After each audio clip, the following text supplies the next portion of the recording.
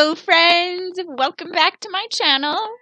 Today we are going to do the first episode in a series that I like to call New Medium, Who Dis?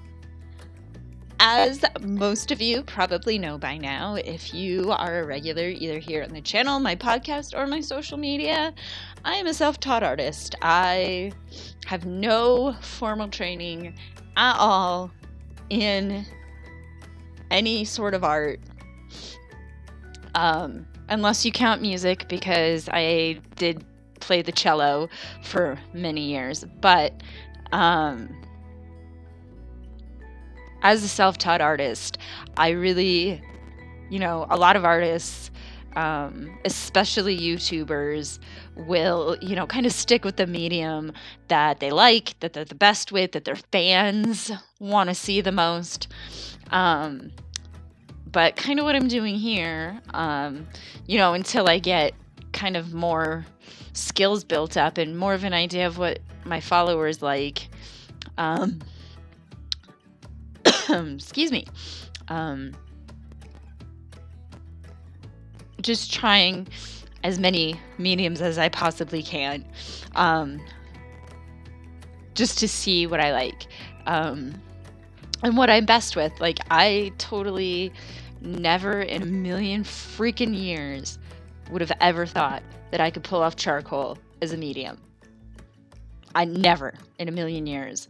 And I owe Super Ray Dizzle a debt of gratitude for that, essentially, for inspiring me to pick up the medium. It is so fun to work with. I absolutely love it. And the grayscale, like, if you do it correctly, is just, it's fun and amazing, and just, yeah, I love it.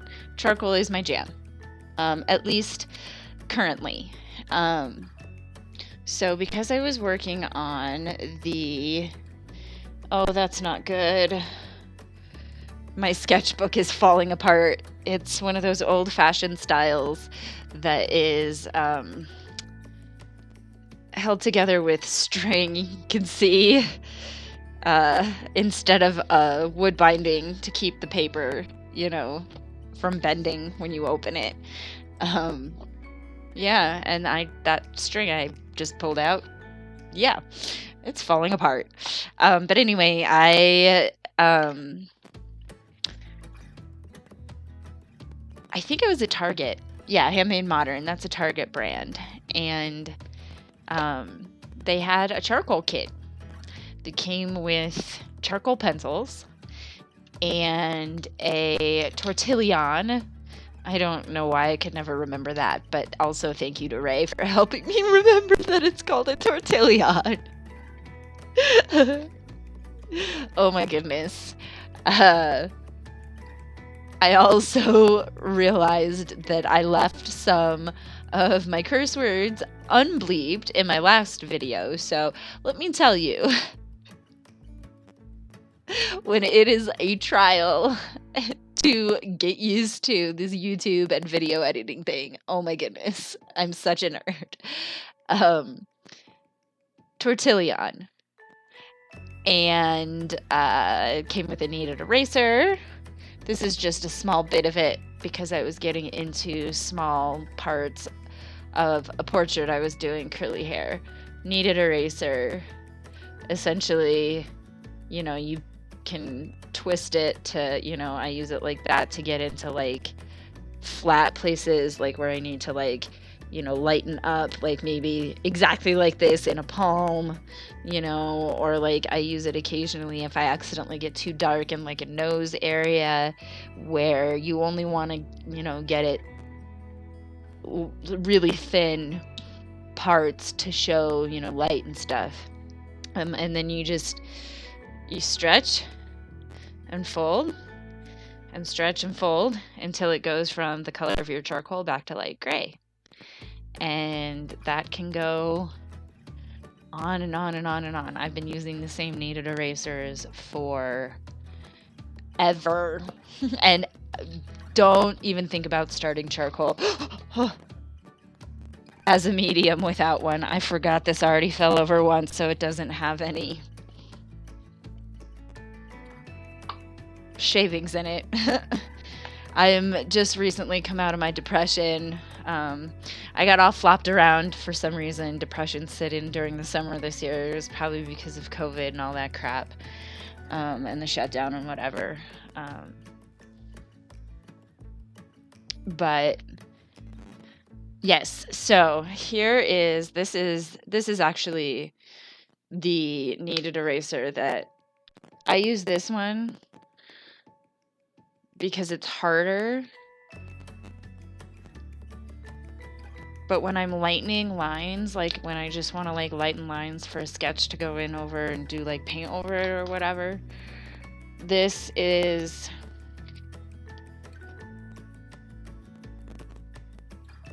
Faber-Castell. It is amazing. It is the best thing that's ever happened to my sketching, my painting. I used to have such a problem with my graphite lines showing through. That is not a problem when you have a kneaded eraser. I highly recommend anybody to keep one in their studio, even if they're not a charcoal artist, just because I think these are superior erasers to what, the crap you usually find on the end of your pencil. Though I do still recommend using I don't think I have one over here. Do I have one on this pencil? Ooh, nope. I have the little erasers that go on the tip of your pencil.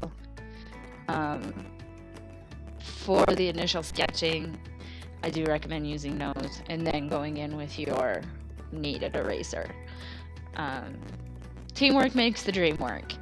It may seem weird at first using all these different supplies, but it really, really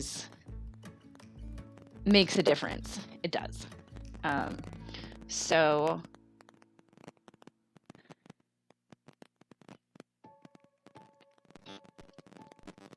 today I learned a thing. Compressed charcoal that comes in pencil form, like that, is what I got in the kit, the first kit that I bought, and that's what I've been using. It's been doing me pretty good. It's not bad, but I discovered something even more amazing. I thought that was pretty good because it's a little bit easier to control. There's not as much mess, but where do you see these? Oh my god. Willow charcoal. Which I'm now convinced is Will Smith's daughter's actual name, Willow Charcoal, because it sounds so beautiful and it looks beautiful. I don't know how I'm going to use this without breaking it. It's so fragile. It feels like paper in my hands. Like, okay. It feels like a blunt. Like, that's how light it is. But please do not smoke your charcoal. But you could see, if you look, in the middle, it's got, a little bit like a pencil. And then you can see it's also already coming off on my hand. So it's definitely going to cause you a little more mess. I keep, also for my polymer clay, baby wipes.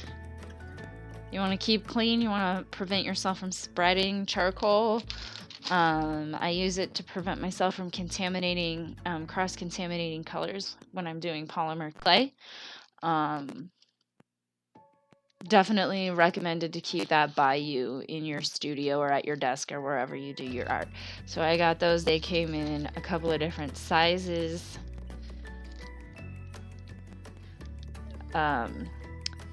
I watched a video that said these are good for fine details with sharp lines, and then you've got the fat ones that are good for, if you've got broad spaces to fill in. And then these medium ones, they recommend doing the, breaking into small, breaking off a small piece and using it as on the side for like texture and things. So the next portrait that I do,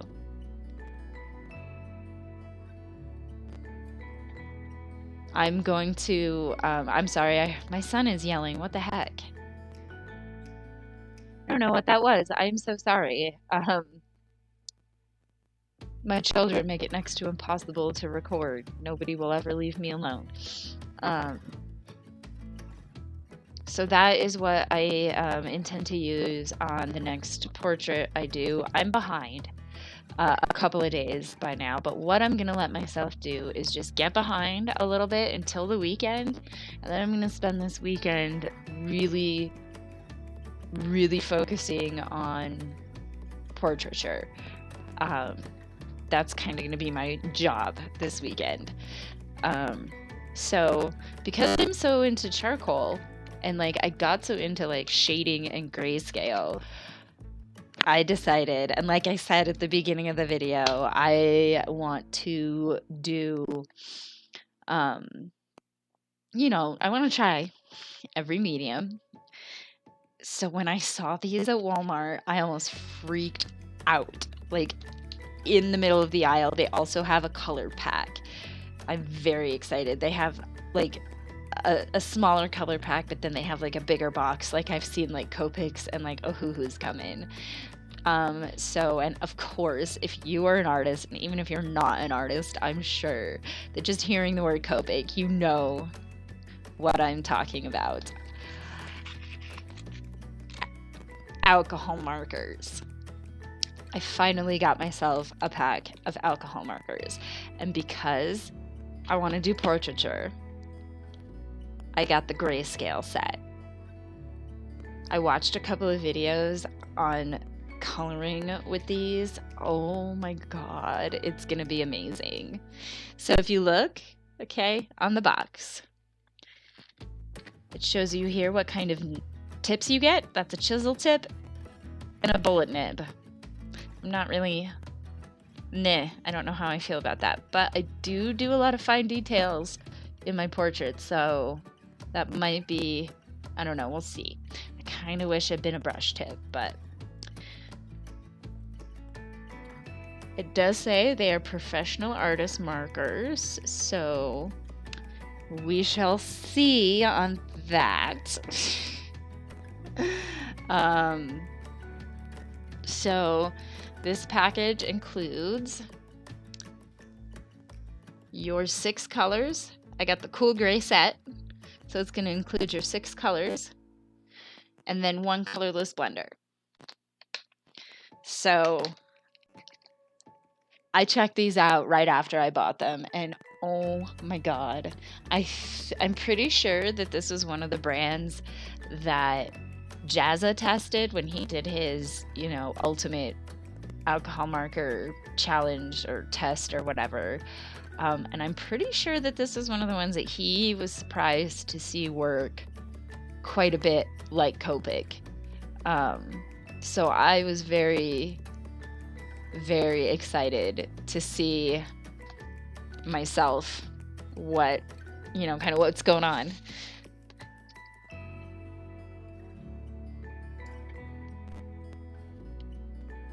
So I went to the black, of course. Oh, this is awesome. It shows you. I don't think, come to think of it, I just don't remember that marker thing that Jazza did. It was very long and very, but you could see it shows you, right? So we've got the fine tip here and the chisel tip here. That's really cool. Because, you know, if you're an idiot like me, you don't want to be like, which is it? Like, you just, it's right there. And I also really like how it's got the name on both tips. That way you don't have to worry about, you know, which end is up. Yeah, that is definitely, oh my god, that's amazing. Look at that. I barely touched it, and that's the color I got. This is going to be beautiful saturation for these portraits. I'm so excited. So that's what the bullet tip looks like. And the other thing that I really like about these, as opposed to like the Copic or the Ohuhu, is that Ohuhu is oval shaped. First of all, okay, that's really weird and awkward, and no, I don't like that. But the Copic markers are like fat also, and I can't handle that. There's the chisel tip. That looks really, I mean, I'm really excited to work with that. Like, that's gonna get some decent coverage too. But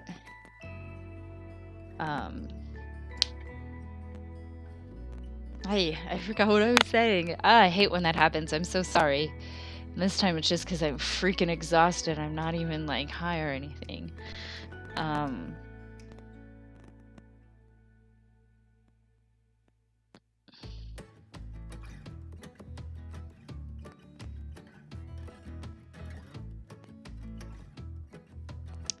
Oh, that's right.